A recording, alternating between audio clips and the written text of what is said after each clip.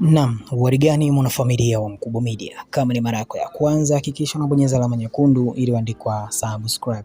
Ni kwamba kilichotokea ni kwamba Ibra pamoja na Harmonize kuna new project, kuna kazi mpya ambayo inakuja kutoka, na kama unavyojua sasa hivi katika kizazi kipya cha muziki kinachokuja sasa hivi ambacho kinaitwa new generation, tunaona Ibra pamoja na wasanii wengine wanafanya vizuri. Sasa kwa upande wa Harmonize tunaona anazidi kupromote kijana huyu Ibra, na inasemekana kwamba kuna kazi mpya inayokuja hivi karibuni. Sasa kupitia ukurasa wake wa Instagram, Harmonize ameweza kuweka ujumbe huu na kusema kwamba kuna kazi mpya inakuja. Akasema Ibra is coming with fire.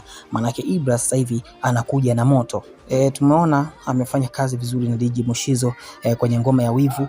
Tunaona ni msanii mwenye mvuto sasa hivi, ni msanii ambaye anazungumziwa kwenye kitaa, lakini kwenye swala zima la wasanii wanaofanya vizuri katika muziki wa Singeli.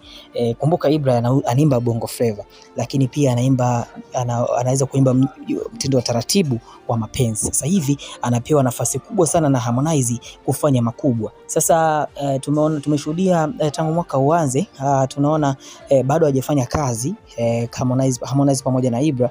Kwa hiyo tutegemee kolabo kali baina ya hawa wawili. Maanake ni kwamba kuna kazi ama wimbo mpya ambao utawakutanisha hawa wawili, ambapo inaelezwa kwamba tarehe 25 kuna kitu ambacho Konde Gang wameweza kukiandaa kwa ajili ya mashabiki zao. Na kama unavyojua ni kwamba kuna mipango mingi na mikakati mingi.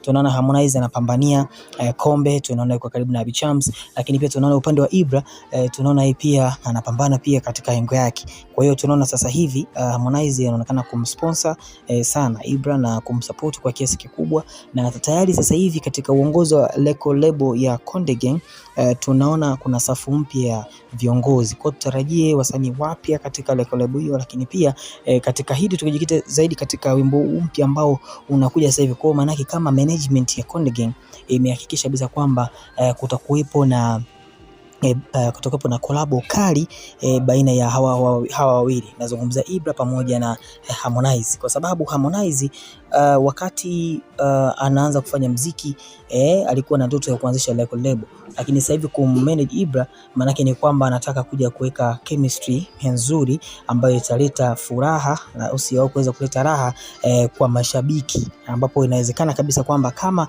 watafanya kazi pamoja basi inaweza kuja kuwa ni bonge moja la ngoma.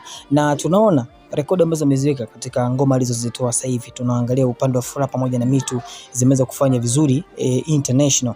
Kwa sasa hivi tunategemea ngoma kali kutoka kwa Harmonize na Ibra, pengine inaweza kuja kuleta furaha kwa mashabiki wao. Ndio maana hakikisha una subscribe.